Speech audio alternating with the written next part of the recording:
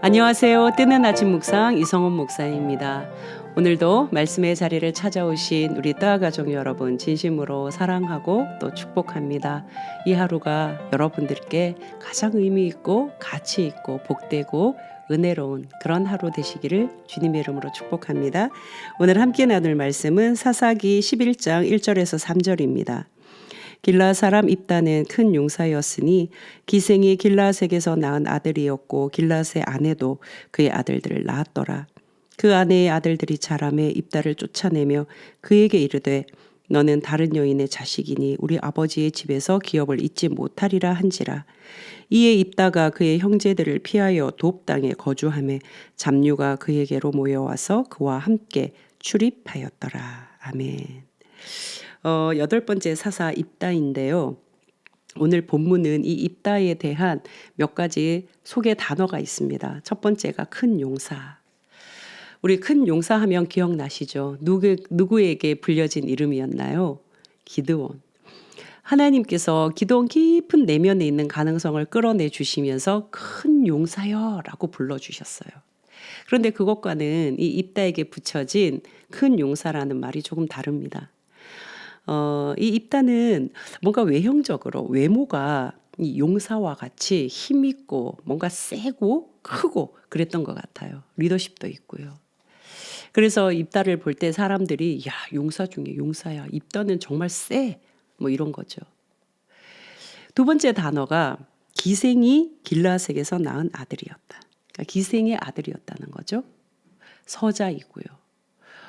어머니의 직업이 몸을 파는 이 기생의 직업이었고, 그러면 뭔가 우리가 외형적으로 힘있고 센 입다와 달리 내면 뭔가 정서, 마음은 사연이 있겠구나 싶어요.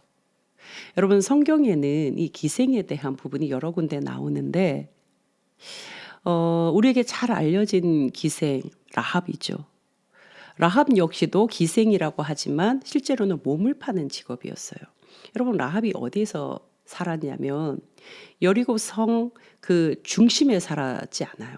성 밖에 있지도 않아요. 그 경계에 있었습니다. 무언가 경계에 있다는 것은 사람들로부터 위험한 존재라는 인식이 있어요. 직업도 그랬거니와 이 라합은 늘 사람들로부터 경계 대상, 그죠? 뭔가 위험한 존재라는 인식이 있는, 그래서 가까이 하기 싫은 그런 존재였을 가능성이 있죠. 그러다 보니 어쩌면 이 라합은 절대적으로 자신이 붙들고 살아야 할 절대적 신뢰의 존재가 필요했을 것 같습니다. 라합에게는 바로 그분이 하나님이셨죠. 이 위험한 세상으로부터 소외된, 경계 지어진, 차별받는 그런 기생 라합을 통해서 하나님의 역사가 일어난다는 거예요. 입다, 기생의 아들이다.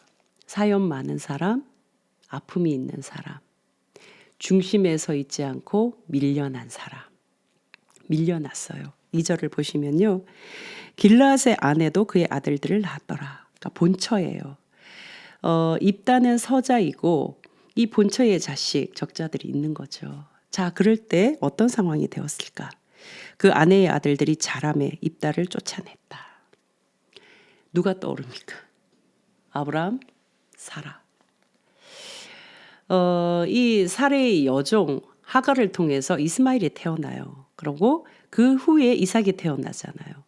이삭이 돌잔치 할 무렵에 이 사레가요 쫓아내달라고 이야기를 해요. 다음날 아침으로 하갈과 이스마엘이 쫓겨나요. 터벅터벅 정처 없이 걸어요. 여러분, 하갈의 마음이 도대체 어떻겠습니까? 아무리 억울하고 원망스럽고 정말 화가 나지만 이거 누구한테 하소연하나요? 그날로 쫓겨나 정말 그 어린 자식을 데리고 홀몸으로 나온 이 하갈이 내가 이제 어떻게 살아야 되나. 마침 이 가족 부대에 물도 다 떨어져요. 이제 꼼짝없이 죽겠구나. 그러고는 하갈이 이스마엘을 저만큼 물려내고는 어떻게 해요? 대성통곡을 하죠. 대성통곡을. 그 소리를 여호와께서 들으신지라.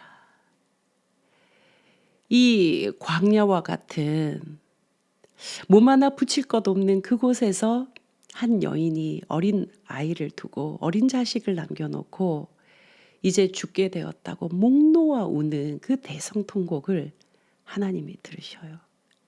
그리고 하나님께서 그 아이를 통해서 큰 민족을 이루게 될 것이라고 아이의 장래를 말씀해 주시고 책임져 주시겠다고 약속하십니다. 그러자 하갈이 눈이 밝혀졌다고 성경이 이야기하죠. 눈이 밝아진 하갈이 바로 옆에 샘이 있는 것을 보게 됩니다. 이 하갈, 우리는 성경 속에서 중심 인물 아브라함, 사라, 이삭, 그 중심에서 조금만 벗어나면 쫓겨나고 밀려나고 버림받은 하갈과 이스마엘이 보이게 되는 거죠. 여러분, 성경을 읽을 때 어떤 관점으로, 어떤 시각으로 보느냐 매우 중요합니다. 중심에서만 보면 보이지 않는 것들이 성경 속에 이 변두리의 시각들이 얼마나 많은지 모릅니다. 오늘 제가 여러분들과 나누고 싶은 것이요, 바로 성경을 보는 시각, 그것이 우리의 신앙을 결정한다는 거예요. 중심, 기득권, 힘 있는 자의 시각으로는 절대 볼 수 없는 바로 이 성경의 새로운 반전의 관점이 있습니다. 변두리 시각이요. 제 이름으로 붙이면, 제가 붙인 이름으로는 변두리 관점, 변두리 시각. 실제로 새로운 변화, 변혁은 밀려난 사람들, 쫓겨난 사람들, 버림받는 사람들에게서 일어난다는 것을 우리는 많이 경험하고 보게 됩니다. 성경도 그러합니다. 내가 정말 이 땅, 정말 원망스러워. 이 몹쓸 세상. 막 원망하지요. 그 원망에서 끝나지 않습니다. 그 원망하고 한탄하는 내 한숨 소리를 들으신 하나님을 만납니다. 그 하나님을 만난 존재는요, 이 세상이 아니라 정말 바른 세상, 옳은 세상, 참다운 세상을 만들기 위해서 한 걸음 내딛지요. 하나님은 그곳을 통하여서 하나님의 진짜 하나님의 나라를 일구어 가시거든요. 성경은 그걸 보는 거예요. 제가 여성이잖아요. 여성의 관점으로 보는 성경은 매우 다릅니다. 제가 기존 교회에서 열심히 부목사로 사역할 때 못 보았던, 그때 미처 발견하지 못했던 것을 이제 이 광야와 같은 개척, 정말 불모지와 같은 개척, 작고 작은 이곳 개척 사역, 이 개척 광야에서는요, 보이고 들려지고 느껴져요. 우리가 성경을 중심에서 보면 절대로 보이지 않는 것. 여러분들의 삶 속에서 어떤 시각으로 성경을 보느냐가 여러분들의 신앙생활을 결정짓게 된다는 것. 오늘은 그것을 한번 생각해 보면 좋겠습니다. 하나님께서 입다를 통해서 어떤 일을 이루실지요. 마지막으로 나누고 싶은 것이 3절에 보면은요, 이에 입다가 그의 형제들을 피하여, 그러니까 쫓아내버린 거예요. 근데 쫓아낸 이유가 너는 다른 여인의 자식이다. 벌써 경계를 딱 지었어요. 너는 위험한 사람이야. 그리고 우리 아버지의 집에서 기업을 잊지 못하리라. 뭔가 이 재산권, 재산 문제, 재산 상속의 문제에서 나누고 싶지 않은 거죠. 쫓아내버리는 거예요. 자, 그러자 3절에 보면은요, 입다가 그의 형제들을 피하여 돕 땅에 거주하는데 잡류가라고 나와요.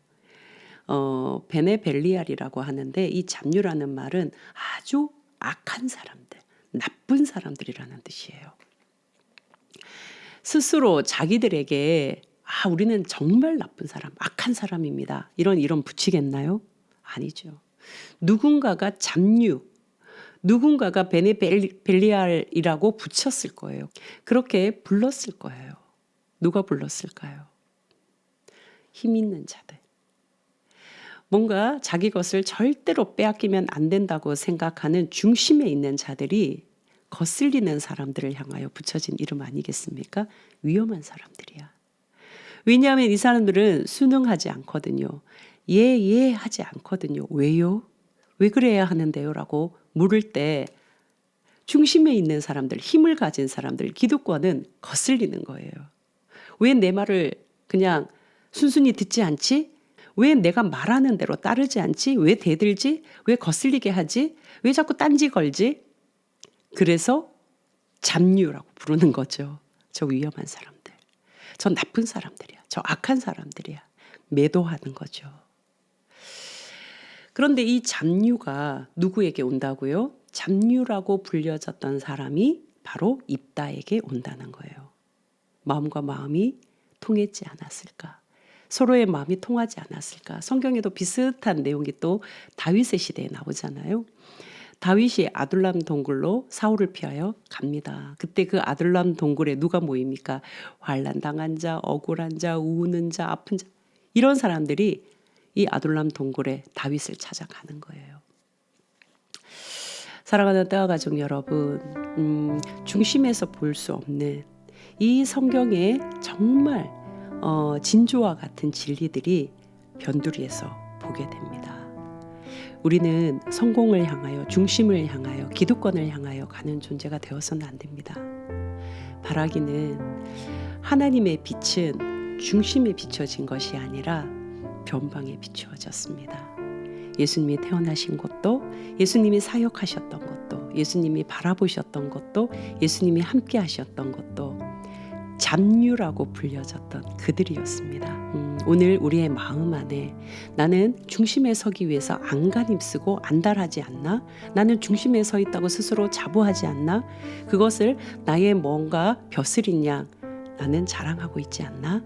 좀 생각하면서 하나님의 시선, 하나님의 눈이 어디에 있는지를 생각해보는 이 하루가 되었으면 좋겠습니다. 내일 또 뵙겠습니다. 샬롬.